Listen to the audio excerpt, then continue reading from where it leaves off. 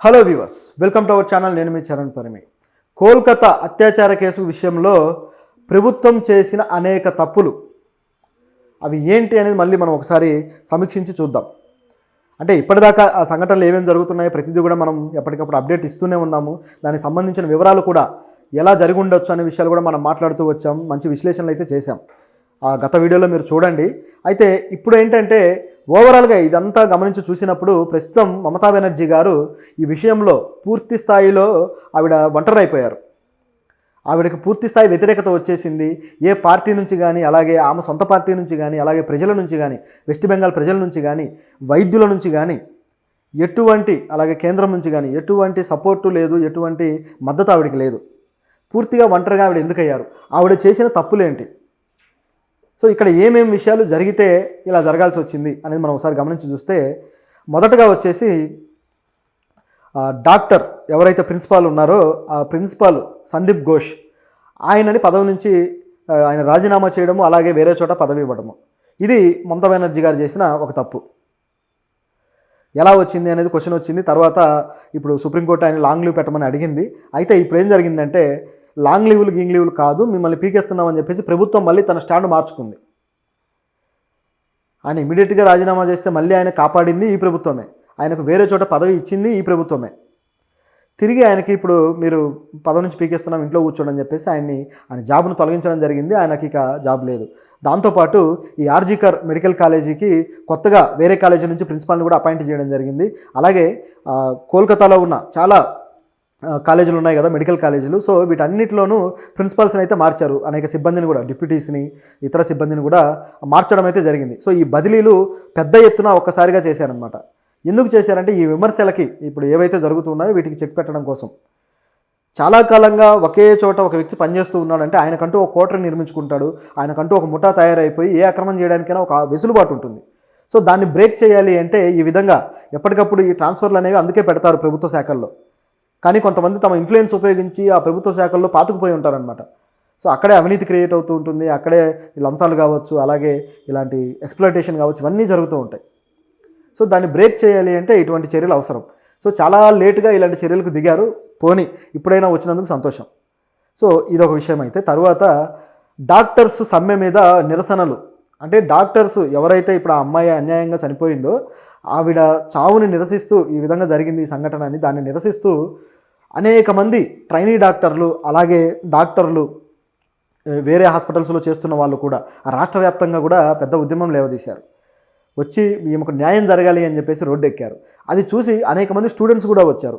ఆ తర్వాత సామాన్య ప్రజానికం కూడా వచ్చారు. సో వీళ్ళంతా రావడంతో అది చాలా పెద్ద ఇష్యూగా మారిపోయింది. సో దీన్ని ఎలాగైనా అణగదొక్కాలని చెప్పేసి భావించారు మమతా బెనర్జీ గారు. ఇమీడియట్గా పోలీసులను రంగంలోకి దింపితే నిరసన తెలియజేస్తున్నప్పుడు యాక్షన్ ఇటువైపు నిందితుల మీద తీసుకోవాలి, కానీ అలా కాకుండా వీళ్ళు నిరసన తెలియజేసే వాళ్ళ మీద తీసుకున్నారు. వాళ్ళని కొట్టడాలు, వాళ్ళ మీద అనేక మంది మీద కేసులు కూడా పెట్టారు, ఈ లీడర్స్ మీద. సో ఇది చాలా పెద్ద తప్పు. సో కొట్టి వాళ్ళను బెదిరించారు కూడా, మీరు దీన్ని రాజకీయం చేయాలని చూడొద్దు అని చెప్పేసి. ఎందుకంటే పార్టీ శ్రేణులు కూడా వచ్చాయి, బీజేపీ శ్రేణులు వచ్చాయి. ముఖ్యంగా మొదట దీన్ని నిరసన లేవనెత్తినప్పుడు సిపిఎం పార్టీ ముఖ్యంగా దీంట్లో ఉంది. అంటే గతంలో ఆ పార్టీ అక్కడ చాలా కాలంగా అక్కడ సీఎంగా ఉన్నారు ఆ పార్టీ అధినేతలు. సో అక్కడ కమ్యూనిస్ట్ పార్టీకి మంచి ఇది ఉంది కాబట్టి వాళ్ళు మొదటగా దీన్ని మొదలుపెట్టారు. తర్వాత అది అన్ని పార్టీలలో దాంట్లోకి ఎంటర్ అయ్యాయి. సో ఈ విధంగా జరిగింది. అయితే ఇక దీన్ని పోలీసులు అణగదొక్కాలి అని చూడడంతో ప్రజలు ఇంకాస్త రెచ్చిపోయారు. సో ఈ పోలీసులు చేసింది తప్పుగా ప్రజలు కూడా పరిగణించారు.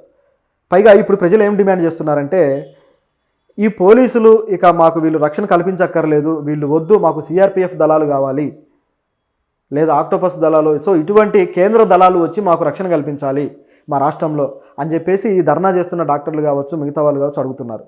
సో రాష్ట్రంలో పోలీసు వ్యవస్థ ఎంత భ్రష్టు పట్టిపోయిందనే దానికి వీళ్ళ వ్యాఖ్య నిదర్శనం. అంటే రాష్ట్ర ప్రభుత్వానికి కొమ్ము కాస్తూ వాళ్ళకు ఊడిగం చేస్తూ, అంటే వాళ్ళ దగ్గర ఒక కుక్కిన పేనులాగా, ఇంకా చెప్పాలంటే వాళ్ళ దగ్గర ఒక కుక్కలాగా పడుంటున్న పరిస్థితులు అయితే అనేక రాష్ట్రాల్లో పోలీసు వ్యవస్థలకు ఇలాగే ఉంది. పేరుకేమో ఒక 3 సింహాలు అది ముందు వెనక అంటారు, కానీ అది ఏమీ లేదు. వాళ్ళు ముందు వెనక ఏముండదు, అంతా కూడా కింద ఉంటుంది అనమాట. అంటే అధికార వ్యవస్థలకు కింద ఉంటారు వీళ్ళు. అలా కాదు కదా, ఇప్పుడు ఏపీలో కూడా అలాగే జరిగింది.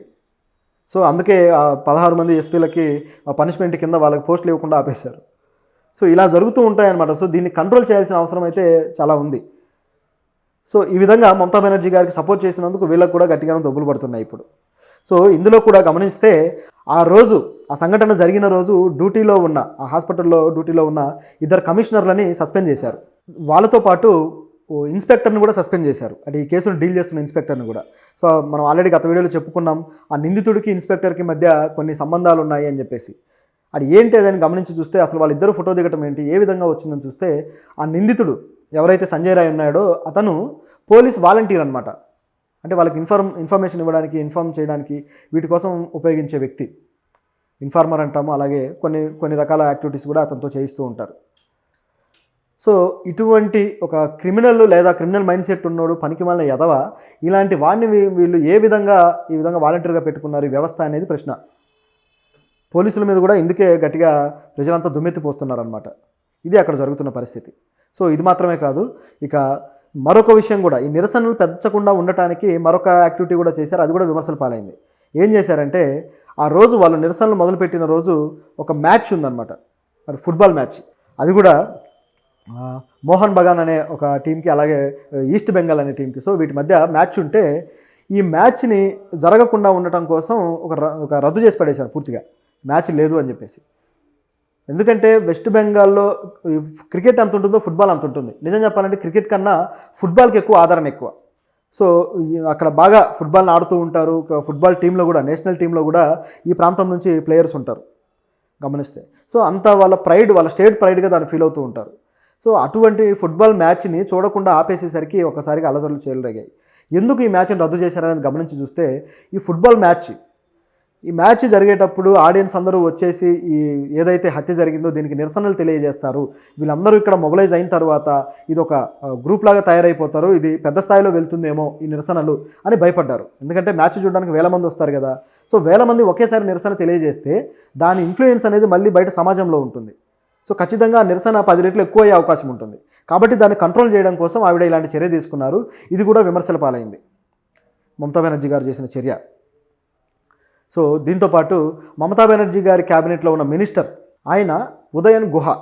సో ఈయన గతంలోనే ఏమన్నాడో మనం విన్నాం. ఏమన్నాడంటే, మమతా బెనర్జీ గారు పదవి దిగిపోవాలని ఎవరన్నా వేలు చూపిస్తే వాళ్ళ వేలు విరిచేస్తా అన్నాడు. సో దాంతో ఆయన మీద కూడా నలుఎత్తులో విమర్శలు వచ్చేసాయి అనమాట, ఇష్టం వచ్చినట్టుగా. సో దాంతో ఇంక ఆయన నోరు మూసుకొని పక్కన కూర్చున్నాడు. సో ఇటువంటివి అనేక చర్యలు జరిగాయి ఈ మమతా బెనర్జీ గారి ఈ ఆధ్వర్యంలో. ఆ తర్వాత తేరుకొని ఇప్పుడిప్పుడు కొన్ని సవరింపులు చేస్తూ ఉన్నా సరే ఇక దీనికి ఫలితం లేకుండా పోతుందన్నమాట. ఇక ఆవిడ ఈ జరిగిన సంఘటన తర్వాత ఆ కుటుంబానికి 10 లక్షల పరిహారం కూడా ప్రకటించారు. సో ఈ పరిహారం ప్రకటించడంతో మరింత కోపం వచ్చేసింది జనాలకి. ఎందుకంటే నిందితులకు శిక్షలు పడలేదు, ఇంకా దీని వెనక ఎవరో ఉన్నారని చెప్పేసి నిరసన తెలియజేస్తున్నారు. పైగా ఆవిడ బాడీని కనీసం ఒక 3-4 గంటల తర్వాత ఆ తల్లిదండ్రులకు అప్పచెప్పారు. సో ఇన్ని జరిగిన తర్వాత ఇప్పుడు వాళ్ళకి పరిహారమా? అసలు ఆవిడ బాడీని అప్పగించడంలో మీరు ఎందుకు శ్రద్ధ చూపించలేదన్న క్వశ్చన్ వచ్చింది మొదట. ఇప్పుడు 10 లక్షల పరిహారం ఇచ్చి వాళ్ళ నోర్లు మూపిస్తారా అనేది ఇక్కడ వచ్చిన క్వశ్చన్. సో ఆ బాడీ విషయంలో కూడా ఇచ్చిన తర్వాత ఈ ఎంక్వైరీ జరుగుతూ ఉండగానే ఆవిడ్ని దహన సంస్కారాలు చేసేశారు. ఇది చాలా అన్యాయమైన విషయం. పోలీస్ కేసుగా ఉన్నదాన్ని అసలు ఆవిడ బాడీని ఆ విధంగా ఎలా చేస్తారు? ప్రిజర్వ్ చేయాలి కదా, ఐస్ బాక్స్లో పెట్టి ప్రిజర్వ్ చేయాల్సిన అవసరం ఉంటుంది కదా మార్చురీలో. మరి ఎందుకు చేశారు అనేది ప్రశ్న కూడా ఉంటుంది. సో ఏదో విధంగా మభ్యపెట్టి ఏదో విధంగా చేసేయడం అనమాట. అంటే ప్రభుత్వం హస్తం ఉన్నప్పుడు ఇలాంటివి జరుగుతాయి. గతంలో కూడా హత్రాస్లో ఇలాగే, గత 2 ఏళ్ల క్రితమేమో హత్రాస్లో ఒక బాలిక మీద, దళిత బాలిక మీద రేపు జరిగితే ఆవిడ కూడా చనిపోతే పోలీసులు రాత్రికి రాత్రి వచ్చేసి ఆవిడని వాళ్ళే దహనం చేసేశారు. వాళ్ళే కాటికాపర్లు, వాళ్ళే డప్పు కొట్టేవాళ్ళు, వాళ్ళే అన్నీ. సో వాళ్ళు యూనిఫామ్ వేసుకొని చేసిన నీచమైన పని అనమాట అది. సో ఇట్లా ఎలా దహనాలు చేస్తారని చెప్పేసి కూడా ఆగ్రహ జ్వాలలు అయితే రేగుతూ ఉన్నాయి. సో ఇది దీంట్లో జరుగుతున్న పరిస్థితి. ఇంకా చూస్తే తర్వాత కూడా దాదాపు 280 మందిని సోషల్ మీడియా ఇన్ఫ్లుయెన్సర్స్ని, అలాగే కొంతమంది మీడియా వాళ్ళని, అంటే ఇండిపెండెంట్ జర్నలిస్టులని, అదేవిధంగా సోషల్ మీడియాలో కొన్ని పేజెస్ మెయింటైన్ చేసే వాళ్ళని, సో వాళ్ళు కూడా ఇన్ఫ్లుయెన్సర్సే. సో వీళ్ళందరి మీద నోటీసులు ఇచ్చి కేసులు బుక్ చేశారు పోలీసులు. అంటే దీని మీద ప్రచారం తీసుకురావద్దు, దీని మీద జస్టిస్ ఫర్ అభయ అని చెప్పేసి అడుగుతున్నారు కదా, ఈ విధంగా చేయొద్దు అని చెప్పేసి వాళ్ళకి నోటీసులు ఇచ్చారు. సో ఇంత దారుణంగా జరుగుతుందన్నమాట ఇక్కడ పరిస్థితి. సో ఇక మరొక విషయాన్ని మనం చూద్దాం, ఆవిడ మేనల్లుడు హస్తం దీంట్లో ఉందా అని చెప్పేసి. అయితే ఇప్పుడు వస్తున్న మన వార్తలు ఏంటంటే ఆవిడ చేస్తున్న చర్యలన్నింటికీ ఆవిడ మేనల్లుడు అసంతృప్తితో ఉన్నాడు అని చెప్పేసి. సో ఎందుకు ఆయన అసంతృప్తితో ఉన్నాడని గమనించి చూస్తే ఈ సంఘటన జరిగిన తర్వాత మమతా బెనర్జీ గారు సరిగ్గా చర్యలు తీసుకోలేదు, అక్కడ గోడని అధ్వాన్నంగా కూల్చేయడం కావచ్చు ఇమీడియట్గా, అదేవిధంగా ఈ పోలీసులు సరిగ్గా రియాక్ట్ అవ్వకపోవడం కావచ్చు, వీటన్నిటిని చూసి అలాగే ఆవిడ రోడ్డు ఎక్కడం కావచ్చు, చర్యలు తీసుకోవడం మానేసి రోడ్డు ఎక్కి ధర్నా చేశారు. సో వీటన్నిటిని దృష్టిలో పెట్టుకుని ఆయన బాగా అసంతృప్తి ఫీల్ అయ్యాడు. పార్టీకి ఉన్న క్లీన్ ఇమేజ్ని కాపాడాలి అంటే నిందితులకు శిక్ష పడాలి అని చెప్పేసి ఆయన గట్టిగా భావించాడట. సో అలా భావిస్తూ ఆయన ఆ సంఘటన జరిగిన రోజు రాత్రి అది ఎప్పుడైతే తెల్లవారగానే ఆయన కమిషనర్కి ఫోన్ చేశారట.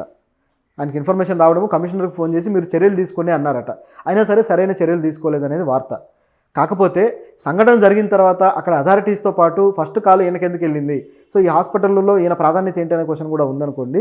మరి నిజంగా మమతా బెనర్జీ విషయంలో ఈయన ఈ విధంగా హర్ట్ అయి నిజంగా మానుకున్నారా, లేకపోతే ఆవిడ ఇమేజ్ పడిపోతుంది కాబట్టి తన ఇమేజ్ని బిల్డ్ చేసుకోవడానికి ఇలాంటి ఫీలర్ ఏమన్నా వదిలేరా?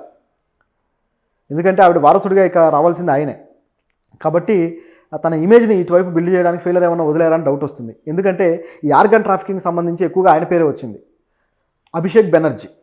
సో ఈయన ఇక గవర్నమెంట్లో తన ఇన్ఫ్లుయెన్స్ని చూపించే ప్రయత్నం చేశారు. అయితే ఈ కేసులో కూడా తన వైపు నుంచి మీడియా ప్రతినిధులు పంపించడము మమతా బెనర్జీ గారి దగ్గరికి. సో ఇలా చేస్తే తన యాక్టివిటీస్ తెలియజేయడానికి, కానీ ఆవిడ వాళ్ళని లైట్ తీసుకుంది ఆయన టీంని. దాంతో ఆవిడ వేరే రూట్లో వెళ్ళిపోయారు, ఈయన కొద్ది కాలినట్టుంది. సో ఇలాంటివన్నీ బయటకు వస్తూ ఉన్నాయి. సో ఇది రాజకీయపరమైన చర్యలా లేకపోతే నిజంగానే ఆయన జెన్యూన్గా ఉన్నాడా అనే డౌట్ అయితే ఉంది. సో అది రోజు తర్వాత కానీ తెలియదు దీని సంగతి ఏంటో. సో ఇవి మమతా బెనర్జీ గారు చేసిన పొరపాట్లు, ఆవిడ గవర్నమెంట్ చేసిన, అలాగే అక్కడ పోలీసులు చేసిన తప్పులు. సో ఇవన్నీ ప్రజలు కౌంట్ చేస్తూనే ఉన్నారు. ఆవిడకి ఖచ్చితంగా దీని విషయంలో మూల్యం చెల్లించుకోక తప్పదు.